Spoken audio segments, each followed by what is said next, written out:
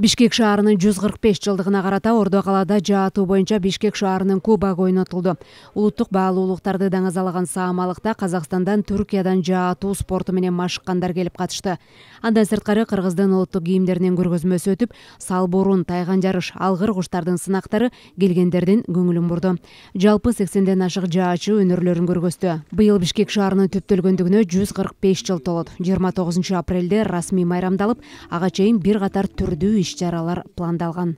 Казакстандан, Турциядан, жана Кыргызстандын областтарынан жана ошондой эле андан сырткары бул жерде көргөзмөлөр, Кыргыздын улуттук салттарын, кийимдерин, ошолордун көргөзмөлөрүн уюштуруп атабыз.